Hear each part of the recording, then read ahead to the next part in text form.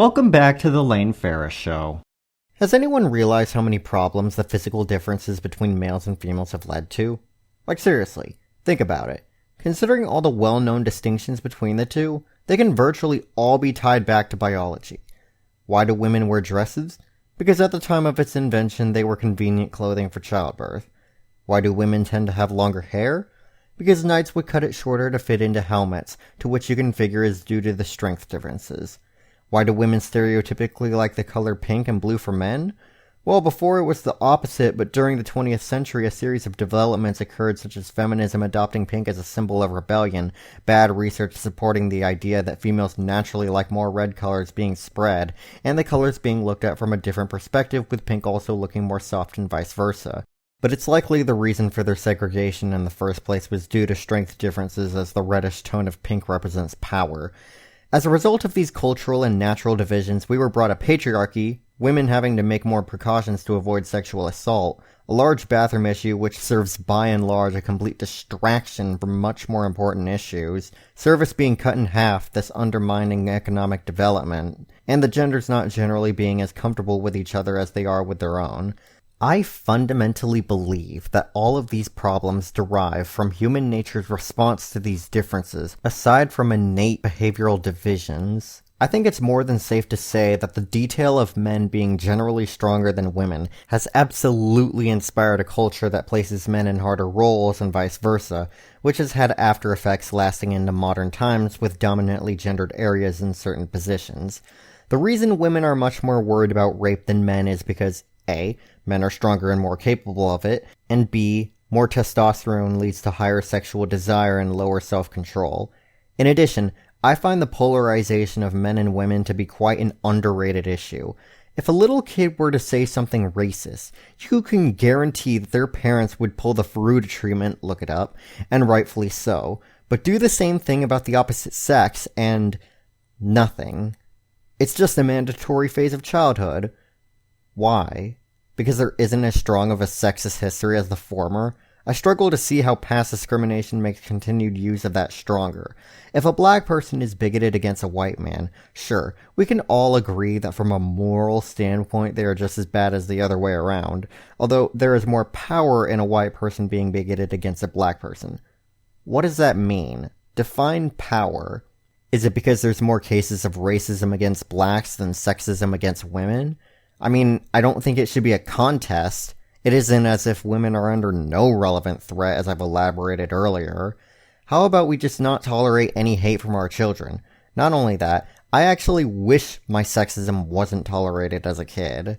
During my childhood, when I would say something insensitive about a foreign culture, I would get scolded, but never when I went through a girl cooties extremist phase. As a result of this, I would actually push away a lot of potential female friends that I still regret. But sure, let's tolerate that because they'll grow out of it. No, it actually had lasting damage. Boy and Girl Scouts should not be segregated. Same-sex schools is a moral, financial, and consequential blunder of an idea. Boys and girls are not entirely separate creatures that need time away from each other. If anything, they should be together more so that they can grow past their supposed differences. There is nothing special about same-sex friendships that mixed lack, and I'm so sick of the notion that there is. I'm not sure which sex I am being more offensive to by saying this, but women really are not that complicated.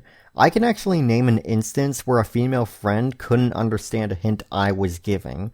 The highest extent to which some men complain about women being impossible is that they don't say what they mean, which is an issue, but it doesn't take a rocket surgeon to understand. Some people are just immature and don't communicate their feelings.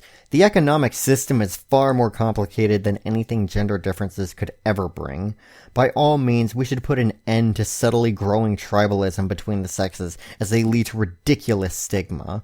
We all know that in male friendships they're typically less affectionate and females are more affectionate, which is understandable as a result from millennia of cultural influence. But aside from that, women are more affectionate towards other women than they are to men. I'm just going to say what nobody else is willing to. Women generally prioritize members of their own sex over members of the other. I'm not saying this is an innate difference. I am not demonizing them. I merely think they were robbed of a better upbringing from historical consequences. But it's true. Put a crying female friend in front of another female, and she will cuddle her and treat her like a daughter. But give her the same scenario with a male friend, and she'll give a surface-level consolidation. Why is it that the average woman suddenly drops 50 points in emotional quotient the second you give their crying friend a penis? The best I can figure is A, perhaps they don't think most males are comfortable with that kind of affection given the different experiences, or B, because that is unfortunately a risky habit to adopt given the sexual assault crisis. Women are raised under a whole world of different customs due to biological differences leading to the rape paranoia pandemic. They have to lock their cars the second they get in, they can't jog around at night alone, they can't go out looking pretty without adding to their risk. It's exhausting to even learn, let alone practice, and I find it disgraceful that there is such a large difference between the sexes' upbringings. Of course, I am not trying to compete for victim status. I will just merely note that this does, even if trivial, harm males as well. The way I see it, women do know that most men are not rapists. They do know that it is unfair that all men have to be treated like a potential rapist just so they can get by. It's regrettable, but the fact is that these are merely the prices of safety. I think we should obviously combat this problem, but also note that in a minor way it harms males as well. We most certainly will focus on females' injustices first. I just don't think it should be problematic to add that the males aspect should be a central afterthought.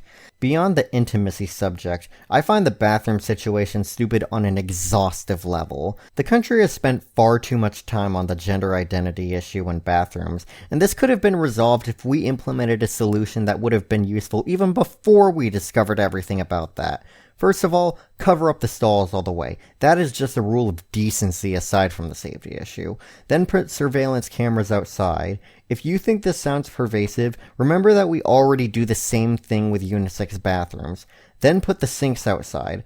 Afterwards, just tile the floors, surround them in walls, and implement a door that says bathroom. It is no more risk-averse than the current system. It will save money, and it will undermine gender segregational consequences. I have actually been to a whiskey cake chain that has a similar bathroom system to the one I propose, so there is no real problem with implementing this model aside from forcing the public to actually think about something critically. So you've heard my point. Biological differences between men and women have gradually created an entire plethora of little problems that last even today. I have detailed its fallbacks and how it ties to that. So what is my official solution to the physical differences? Well, I'm glad you asked.